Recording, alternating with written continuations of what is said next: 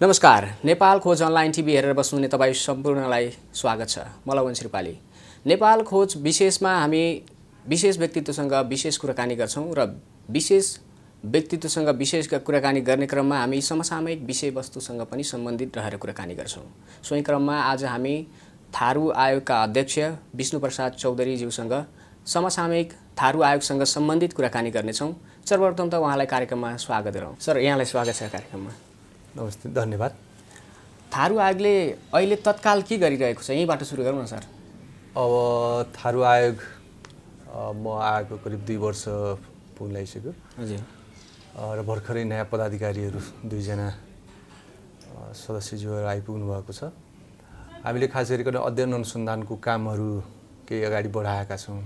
थर सूचीकरणको, साहित्यसँग सम्बन्धित अध्ययनको कुराहरू, त्यस पछाडि चाहिँ सम्पदा, थारू सम्बद्ध ऐतिहासिक सांस्कृतिक सम्पदाहरूको सूचीकरण, त्यो कामहरू चाहिँ अगाडि बढाएका छौँ। सुरु भइसक्यो कि?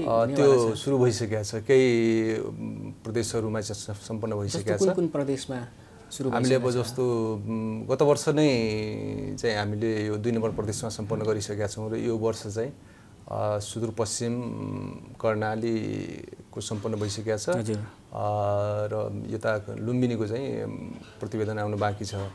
त्यससँगै अब करिब थर सूचीकरणको काम चाहिँ अब करिब अन्तिम चरणमा हामी छौँ र अब केन्द्रीय गोष्ठी एउटा गरिसकेपछि त्यसलाई चाहिँ फाइनल गर्ने दिशातिर हामी अगाडि बढ्छौँ। संविधानले यस्तो विषयगत आयोगहरूको निर्माण गर्यो, त्यो आयोगहरू कतिको प्रभावकारी भयो जस्तो लाग्छ यहाँलाई? जस्तो थारू आयोगकै सन्दर्भमा कुरा गरौँ, यो आयोग स्थापना भएपछि कतिको प्रभावकारी बनिरहेको छ थारू समुदायको लागि, उहाँहरूको हकहितको लागि? अब यस्तो हो, अब सबभन्दा पहिले त जनशक्ति स्रोत साधनको कुरा हुन आउँछ हैन। अब भर्खरै स्थापना हुँदाखेरि अब तुरुन्तै एकैचोटि गति लिने कुरा चाहिँ हुँदैन। यसैले अब पदाधिकारी आउनमा चाहिँ ढिला भयो।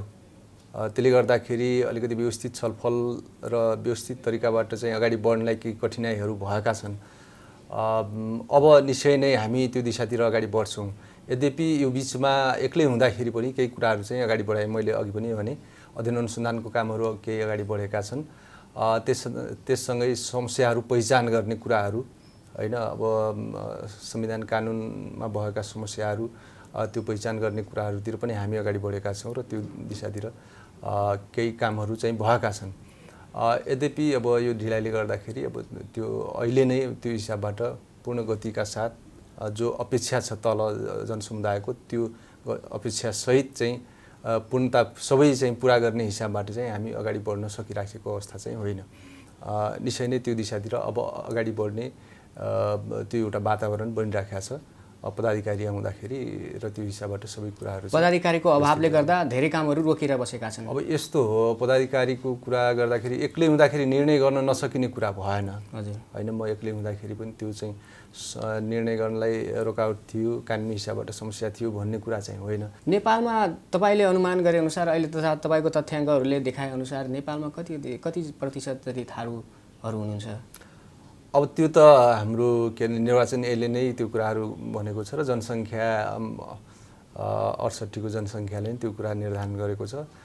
थारू समुदायको जनसङ्ख्या 6.6% हैन, त्यो रहेको छ। त्यो यथार्थ त्यो नै छ भनेर तपाईहरुले नै मूल्याङ्कन गरेपछि, तपाईहरुले नै अनुसन्धान गरेपछि पनि त पत्ता लाग्छ होला नि? हैन, यस्तो होइन। अब तथ्याङ्क लिने हामीले सबै कुराहरू चाहिँ अब सरकारी निकायबाट नै लिन्छौँ हैन। छुट्टै हामीलाई त्यो हिसाबबाट तथ्याङ्क चाहिँ लिने अधिकार पनि छैन र त्यो हिसाबबाट लिँदाखेरि फेरि दोहोरोपना हुने कुराहरू त्यो रहिरहन्छ। तथ्याङ्क विभागबाट नै, सरकारी निकायबाट नै हामीले आवश्यकता अनुसार त्यसलाई केलाउने, त्यसको विश्लेषण गर्ने कुराहरू हामी गर्छौँ। मुख्यतः अब सरकारले नै अब त्यो जनगणना गर्छ, त्यो आधारबाट नै हुने कुराहरू हो। हजुर। जस्तो राज्यबाट थारू समुदायहरू हेपिएको भन्ने धेरै कुराहरू आइरहेको हुन्छ, गुनासोहरू आइरहेको हुन्छ, आन्दोलनहरू भइरहेको छ। जस्तै यही सन्दर्भमा अब रेशम चौधरीकै कुरा गर्ने भने उहाँ पनि थारूहरूकै अधिकारको लड्दै गर्दा अहिले सजाय भोगिरहनु भएको छ भनेर आवाज उठिरहेको छ। यहाँ यसमा तपाईको विचार के छ? अब यसमा के हो भने, अब हामी यो घटनासँग हामी प्रवेश एकातिर अदालतमा त्यो कुराहरू जो चलिरहेको छ मुद्दा हैन, त्यस कारणले गर्दाखेरि अब पुरानो घटना पनि भयो, त्यो विषयमा हामी प्रवेश गर्ने अधिकार त हामीलाई छैन। यद्यपि हामीले भनिराखेका विषय के हो भने सरकारलाई औल्याइराखेको विषय चाहिँ वास्तवमा टिकापुर घटना एउटा दुर्घटना भयो, तर त्यो एउटा संविधान निर्माणको क्रममा अधिकार प्राप्तिको सङ्घर्षको क्रममा भएको त्यो दुर्घटना हो। त्यो राजनीतिक एउटा चाहिँ आन्दोलनकै क्रममा भएको दुर्घटना, त्यो घटना भएको हुनाले त्यसलाई चाहिँ राजनीतिक ढङ्गले समाधान गर्ने दिशातिर सरकारले सोच्नुपर्छ, त्यो पहल कदमी लिनुपर्छ भन्ने आयोगको मान्यता र त्यो हिसाबबाट हामी चाहिँ त्यो कुराहरू चाहिँ सरकारलाई भनिराखेका छौँ। जस्तो राजनीतिक दलहरूले यो कुरा उठाइराख्नु भएको छ, हरेक विषयमा उठाइराख्नु भएको छ, कतै थारू आयोग यसबाट बच्न खोजेको त होइन? होइन, त्यस्तो होइन। अब जिम्मेवारी जे छ त्यो अनुसार हामीले काम गर्ने हो होइन। हाम्रो काम कर्तव्य अधिकारमा तोकिएका विषयहरू त्यो माध्यमबाट चाहिँ हामी अगाडि बढ्ने हो। अब त्यो हिसाबबाट चाहिँ यो राजनीतिक सङ्घर्ष, अधिकार प्राप्तिको सङ्घर्षमा भएको घटना भएको हुनाले त्यो विषय राजनीतिक ढङ्गले नै समाधान गर्नुपर्छ भन्ने कुरा नै मुख्य जोड हाम्रो छ। सरकारले हरेक तहको हरेक समुदायको लागि आयोगहरूको निर्माण त गर्यो, तर व्यवस्थापन गर्न सकेन, पदाधिकारीहरूको अझैसम्म त्यस्तो अपुग छ भन्नुभएको छ। यसमा तपाईँहरूको पहलहरूको बारेमा अलिकति बुझाउँ न। खास गरिकन व्यवस्था पदाधिकारी त अब आइसक्नु भएको छ, यहाँहरूलाई कतिको समस्या छ त्यसको कारणले गर्दा? अब मैले सुरुमै राखेँ अलिकति चाहिँ पदाधिकारी नहुँदाखेरिको हाम्रो विविधतालाई सम्बोधन गर्नको लागि केही समस्याहरू निश्चय रूपमा थियो। अब उहाँहरू आइसकेपछि त्यो पदाधिकारीको हिसाबबाट त्यो केही ऊ चाहिँ हल भएको छ, तर अरू जनशक्ति अब कार्यालय व्यवस्थापनको हिसाबबाट अलिकति कस्तो भयो भने एउटा चुनौती हामीले भोगिराखेको यो बिचमा जस्तो समुदाय तराई बेल्टमा छ होइन। अब कार्यालय काठमाडौँ भयो, तर एउटा समुदायसँगको निकटता को हिसाबबाट हेर्दाखेरि अलि नजिक भएर सम्बन्ध विस्तार गर्ने त्यो हिसाबबाट छलफलहरू हुने कुराहरू वातावरण चाहिँ बनिराखेको छैन। त्यो एउटा चुनौती चाहिँ रहिराखेको छ। अब फेरि थारू समुदाय अब बढी चाहिँ अब प्रविधिसँग भनौँ न, अहिलेको सञ्चार मिडियासँग त्यति चाहिँ नजिक भएर टोटल होल समुदायको स्थिति हेर्दाखेरि एकदम पहुँचमा छैन। त्यसो हुँदाखेरिको अब एउटा निकट भएर सम्बन्ध विस्तार गर्ने, छलफल गर्ने त्यो वातावरण चाहिँ बनिराखेको छैन काठमाडौँमा मात्रै कार्यालय हुँदाखेरि। त्यसो हुँदाखेरि सम्पर्क कार्यालय एनमा कार्यालय विस्तारको तयारीमा पनि हुनुहुन्छ? त्यो चाहिँ अब सरकारले त्यो हिसाबबाट सोच्नुपर्छ भन्ने हाम्रो माग छ होइन। खास गरिकन एनमा चाहिँ प्रदेश स्तरमा पनि कार्यालय खोल्न सक्ने भन्ने चाहिँ प्रावधान छ। त्यो अनुसार चाहिँ थारू आएको कार्यालयहरू खास गरी तराईकासँग सम्बन्धित रहेका प्रदेशहरू मुख्यतः जहाँ चाहिँ थारू बाहुल्य छ ती प्रदेशहरूमा मात्रै भए पनि कार्यालयहरू चाहिँ रहन आवश्यक छ भन्ने चाहिँ हामीले ठानिराखेका छौँ र त्यो हिसाबबाट हाम्रो माग पनि छ। जस्तो यो सरकार आयोगहरूलाई आर्थिक र सामाजिक सहयोगबाट पन्छिन खोजेको जस्तो देखिन्छ, यो खास कारण के हुनसक्छ?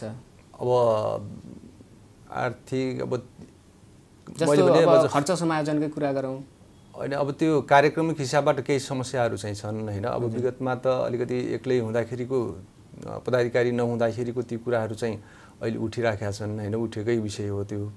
यद्यपि अब पदाधिकारीहरू आइसकेपछि अब पर्याप्त बजेट र त्यो अनुसार चाहिँ सम्बोधन गर्नुपर्छ भन्ने कुरा हो होइन। अब विगतमा अब थोरै बजेटहरू भएको कुराहरू पनि त्यो चाहिँ उठेकै विषय हो र हामीले ती समस्याहरू छन् भन्ने पनि राखिराखेका विषय हो।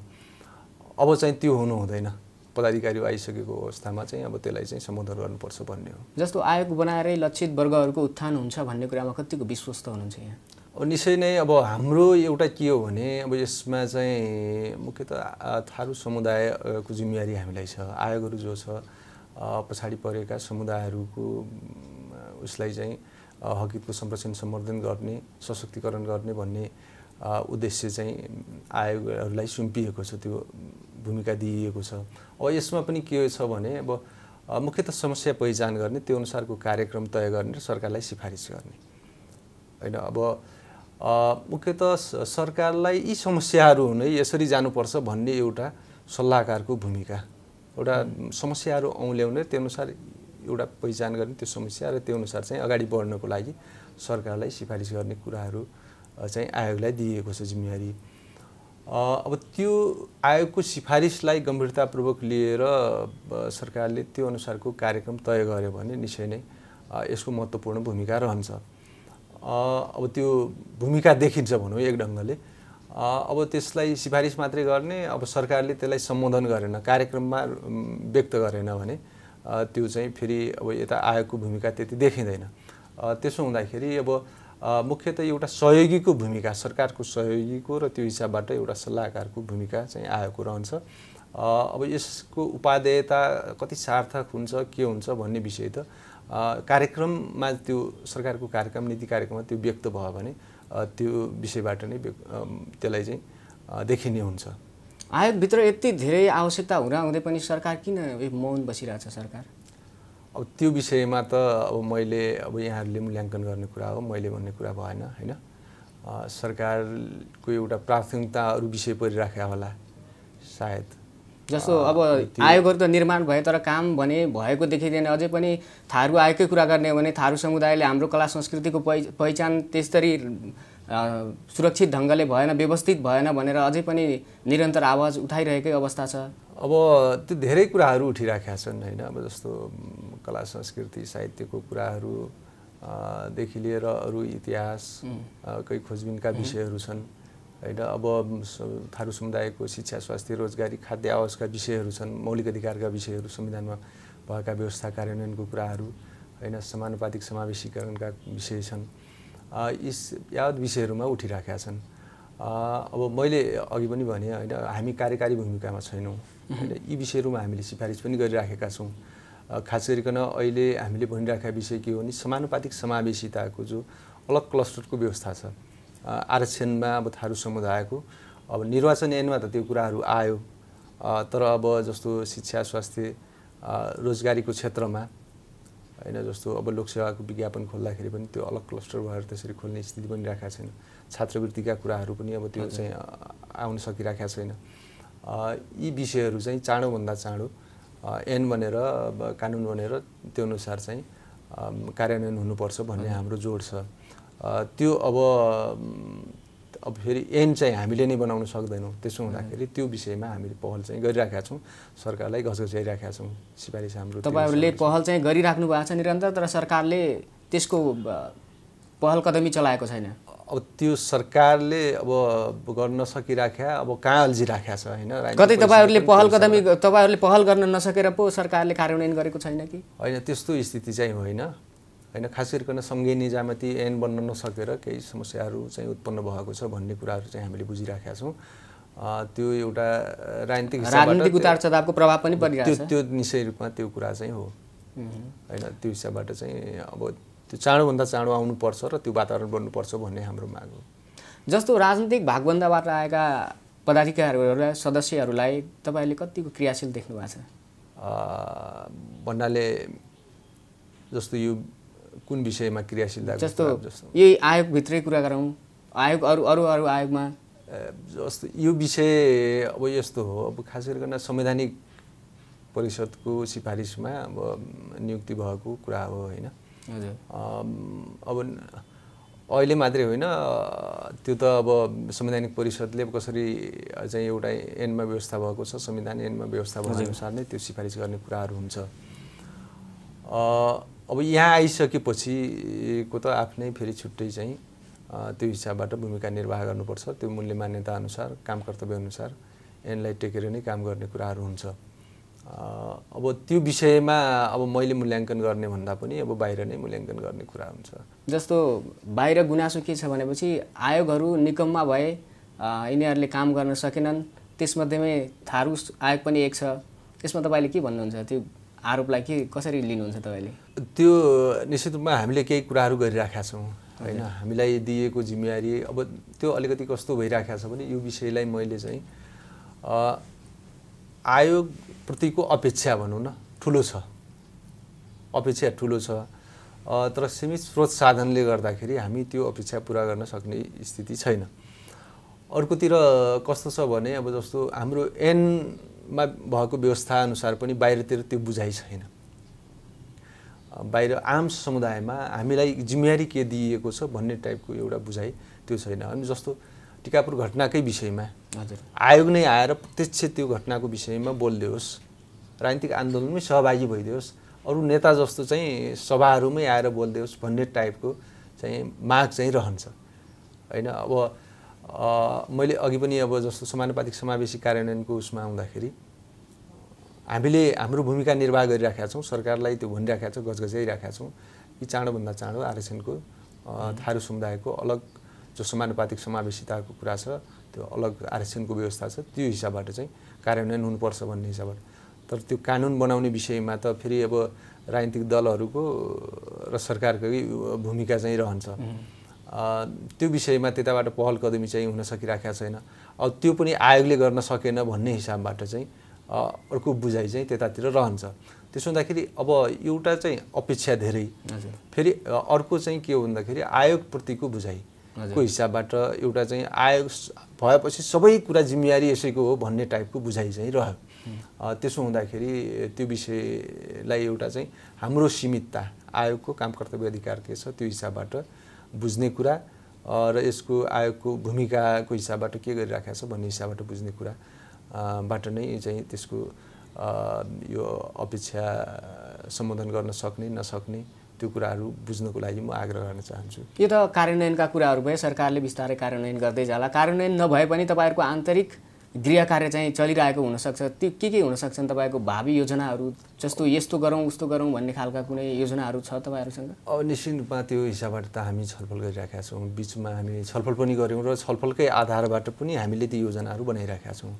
अनि जस्तो थारू समुदायको समस्याहरू चाहिँ के हुन् त भन्ने हिसाबबाट थारू समुदायकै बिचमा हामी छलफल गऱ्यौँ र त्यो हिसाबबाट निर्णयहरू चाहिँ लिइराखेका छौँ, अगाडि बढिरहेका छौँ। जस्तो पहिचानसँग सम्बन्धित मैले अघि पनि भने अब थर सूचीकरण, सम्पदाको विषय, त्यस पछाडि गएर यो साहित्यको कुरा, त्यो सङ्कलनतिर हामी चाहिँ सूचीकरणतिर हामी अगाडि बढिरहेका छौँ।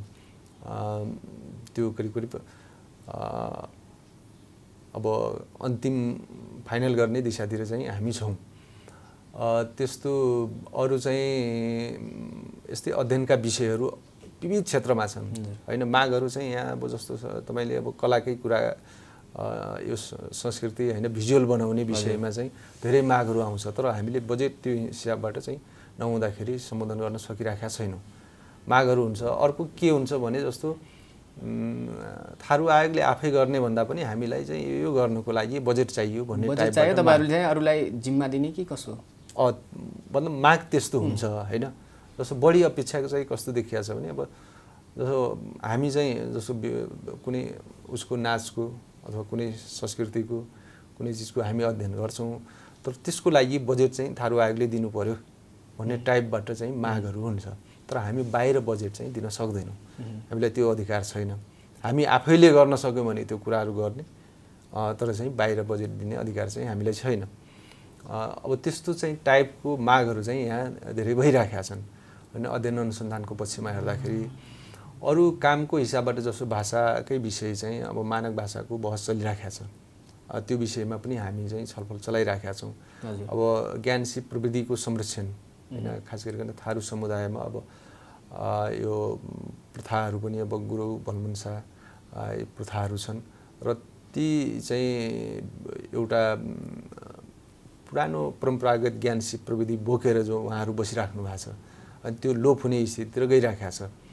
खास गरिकन अब स्वास्थ्य क्षेत्रमा जडीबुटीका कुराहरू विविध क्षेत्रहरूको अध्ययन गर्नुपर्ने छ हैन। त्यसमा एउटा चाहिँ निश्चित कार्यक्रम बनाएर अगाडि बढ्नुपर्ने स्थिति छ। त्यतातिर चाहिँ हामी अध्ययन गरिराखेका छौँ। त्यस्तै अब समावेशिताको स्थिति के हो भन्ने हिसाबबाट पनि हामीले अध्ययन गरेका छौँ। खास गरेर थारू समुदाय रोजगारीको क्षेत्रमा कुन अवस्थामा छ त, सार्वजनिक सेवाहरूमा कहाँ छ त हैन, त्यसको पहुँच के छ भन्ने हिसाबबाट पनि हामीले अध्ययन गरेका छौँ। खास गरेर निजामती क्षेत्रमा चाहिँ थारू समुदाय असाध्यै कमजोर रहेको स्थिति हामीले पाएका छौँ हैन। अब सेना प्रहरी यतातिर चाहिँ ठिकै छ। शिक्षा क्षेत्रमा पनि शिक्षकमा पनि अलिकति चाहिँ प्रगति गर्न खोजिराखेको अवस्था चाहिँ देखिन्छ, तर त्यो पनि अलिक कमजोर नै छ। यसलाई उकास्ने सम्भावनाहरू अब त्यो विषयमा हामी हेरिराखेका छौँ र त्यो टाइपको कार्यक्रम ल्याउनुपर्छ भन्ने हिसाबबाट चाहिँ हामीले एउटा कार्यक्रम बनाएर सरकारलाई दिने कुराहरू रहन्छ हैन। जस्तो त्यसमा अब खास गरेर शिक्षामै हो मुख्य जोड र शिक्षामै जोड दिनुपर्छ भन्ने चाहिँ छ हाम्रो जोड। शिक्षामा कमजोर कसरी बनिराखेको छ त भन्ने हिसाबबाट पनि हामीले त्यो कुराहरू औँल्याइराखेका छौँ होइन जस्तो शिक्षामा कमजोर हुनुमा अब बच्चादेखिकै जगको कुरा हो होइन बच्चादेखिकै एउटा शिक्षामा चाहिँ समस्या पैदा भइराखेको छ खास गरी ज्ञान सिक्नेमा अब बच्चादेखि कमजोर किन भइराखेको छ भने अब त्यो मातृभाषामा पढाइ नहुँदाखेरिको एउटा चुनौती चाहिँ थारू समुदायले भोगिराखेको स्थिति चाहिँ हामीले पाइराखेका छौँ होइन बच्चामा अब सानैदेखि चाहिँ अर्को भाषामा हुँदाखेरि ज्ञान सिक्ने भन्दा पनि अर्को भाषा सिक्ने दिशातिर अलिकति ज्ञान सिक्नमा कठिनाइ हुने उत्पन्न हुने गर्दाखेरि अब चाँडोभन्दा सिकाइ क्षमतामा कमजोर हुने स्थिति चाहिँ हामी भेटाइराखेका छौँ त्यसो हुँदाखेरि त्यताबाट जोड दिँदै एउटा चाहिँ अब रोजगारमूलक शिक्षातिर चाहिँ जोड दिएर चाहिँ अगाडि बढाउनुपर्छ भन्ने हिसाबबाट हामी सोचिराखेका छौँ त्यो हिसाबबाट सरकार विभिन्न फोरमहरूमा हामी छलफल त्यो हिसाबबाट चलाइराखेका छौँ र अब विभिन्न सिफारिसहरूमा पनि त्यो कुरा चाहिँ हामीले उठाइराखेका छौँ जस्तो थारू जनसमुदायबाट तपाईँहरूलाई गुनासोहरू आउँछ होला सबभन्दा बढी आउने खालको त्यस्तो कुनै गुनासोहरू छन् यस्तो गरिदिनु पर्यो हामीलाई यस्तो हुनु पर्यो भन्ने खालका त्यस्तो मुख्यतः अब रोजगारीकै समस्याहरू आउने गर्छन् होइन जहाँ पनि जाँदाखेरि रोजगारीसँग जोडिएर त्यो कुराहरू आउने गरिराखेका छ अन्य अब घटनाक्रमका कुराहरू जस्तो मानवाधिकार उल्लङ्घनका घटनाहरूको विषयमा त्यति धेरै चाहिँ हामीसँग आउँदैन आइराखेका छैन भनौँ अब मैले अघि पनि राखेँ अब जस्तो हाम्रो पहुँचको हिसाबबाट अलिकति समस्याहरू भइराखेका छ त्यस्तो चाहिँ आएको छैन तर जस्तो खास गरी रोजगारीका समस्याहरू त्यस पछाडि पढाइ अब शिक्षा उसमै आरक्षणको व्यवस्थाको विषयहरू चाहिँ नियमित रूपमा त्यो कुराहरू चाहिँ आइराखेका छन् यद्यपि त्यो विषयमा हामीले पहल कदमी चाहिँ अब गरिराखेका छौँ अब त्यो कुराहरू चाहिँ पूर्णतातिर जान सकिराखेका छैनन् होइन अब रोजगारीको कुरा गर्दाखेरि एउटा समस्या चाहिँ हामीले पनि अब आफ्नो ढङ्गले पनि रियलाइज गर्नुपर्ने स्थिति छ थारू समुदायले पनि युवाहरूले पनि त्यो हिसाबबाट महसुस गरेर अगाडि बढ्नुपर्ने स्थिति मैले देख्छु त्यसमा मेरो बुझाइ के छ भने खास गरिकन अब जस्तो शिक्षामा जाँदाखेरि हामी एउटा गुणस्तरीयता कायम गर्न सकिराखेका छैनौँ होइन अलिकति मात्रात्मक हिसाबबाट वृद्धि त भयो हाम्रो समुदायमा अब शिक्षाको क्षेत्रमा हेर्दाखेरि तर अरू समुदायसँग प्रतिस्पर्धा गर्ने प्रतिस्पर्धा खरो उत्रिने स्थिति चाहिँ हामीले बनाउन सकिराखेका छैनौँ त्यो हिसाबबाट सार्वजनिक सेवाहरूमा रोजगारीको क्षेत्रमा केही समस्याहरू भइराखेका छ खास गरिकन निजामती यो कर्मचारी यस्तो क्षेत्रमा चाहिँ अलिकति चुनौती चाहिँ हामीले भोगिराखेका छौँ अब त्यता जान नसकिसकेपछि त्यता प्रवेश पाउन नसक्दाखेरिको अवस्थामा के गर्ने त भन्ने हिसाबबाट एउटा युवाहरूले बाटो पहिल्याउने हो त्यो दिशामा थारू समुदाय असाध्यै कमजोर देखिएको छ अनि त्यसमा खास गरिकन अरू व्यवसायमा हात नहाल्ने के फेरि चाहिँ परम्परागत कृषिमै आएर पढाएको छ अब ब्याचलर पढाएको छ मास्टर डिग्री पढाएको छ तर कृषिमै परम्परागत कृषिमै रुम लिएर बस्ने अब त्यो दिशामा चाहिँ एउटा कृषिमै फर्किए पनि व्यावसायिक हिसाबबाट अलिकति आधुनिक तरिकाबाट सोचौँ भन्ने त्यो चेत अलिकति पुलाउन सकिराखेका छैन अथवा अरू व्यापार व्यवसाय अरू केही गरौँ उद्यमशीलतातिर केही हात हालौँ भन्ने हिसाबबाट पनि अलि अगाडि बढ्न सकिराखेको स्थिति छ होइन त्यसो हुँदाखेरि यो दिशातिर अलिकति अरू जागिरै नभए पनि होइन अरू विभिन्न क्षेत्रमा जान नसके पनि अरू उद्यमशीलताको हिसाबबाट व्यावसायिक ढङ्गले अरू व्यवसायमा हात हाल्ने हिसाबबाट अलिकति गम्भीरतापूर्वक हाम्रो समुदायले पनि समीक्षा गरेर अगाडि बढ्नुपर्छ भन्ने मेरो धारणा छ अन्तमा तपाईँ एउटा थारू समुदायको जिम्मेवार व्यक्ति र अगुवा पनि हुनुहुन्छ सम्पूर्ण आम दर्शकहरू र विशेष गरी थारू समुदायहरूलाई के सन्देश रूप केही भन्न चाहनुहुन्छ निश्चय नै अब मैले त अब त्यो कुरा अहिले पनि राखेँ होइन त्यो हिसाबबाट हाम्रो समुदायको समस्याको हिसाबबाट मुख्य जोड हामीले शिक्षामा दिउँ होइन शिक्षामा जोड दिउँ र त्यससँगै हामीले चाहिँ व्यावसायिक हिसाबबाट अलिकति अगाडि बढ्ने आँट गरौँ होइन समस्याहरू कहाँ हुन् बरु अलिकति गम्भीरतापूर्वक हामी छलफल गरौँ एउटा आत्मविश्वासका साथ हाम्रो समुदाय अब सबै चाहिँ अगाडि बढ्ने वातावरण चाहिँ हामीले बनाऊँ होइन त्यो हिसाबबाट हामी सबै अगाडि बढौँ र कहाँ समस्या परेका छन् हाम्रो थारू समुदायको त्यो हिसाबबाट समुदायमा परेका समस्याहरूको विषयमा आयोगलाई जानकारी गराउने विषयमा कहीँ पनि हिचकिचाहट नहोस् समुदायले स्पष्टताका साथ समस्याहरू कहाँ छन् हाम्रो समुदायको समस्या कहाँ छ त्यो विषयमा आयोगसँग गम्भीरतापूर्वक छलफल गरेर यहाँहरू अगाडि बढ्नुहोस् र त्यो हिसाबबाट हामी सरकारलाई गजगजाउने र त्यो हिसाबबाट समुदायलाई अगाडि बढाउने दिशातिर अगाडि बढौँ म यही कुरा राख्न चाहन्छु। हवस् त, यहाँको महत्त्वपूर्ण समयको लागि धेरै धेरै धन्यवाद। धन्यवाद। दर्शकवृन्द, हामीसँग हुनुहुन्थ्यो थारू आयोगका अध्यक्ष विष्णुप्रसाद चौधरी। उहाँसँग हामीले थारूसँग सम्बन्धित र थारू आयोगसँग सम्बन्धित रहेर कुराकानी गऱ्यौँ। अर्को कुनै अङ्कमा फेरि हामी भेटिनेछौँ। नेपाल खोज अनलाइन टिभी हेर्दै गर्नुहोला। नमस्कार।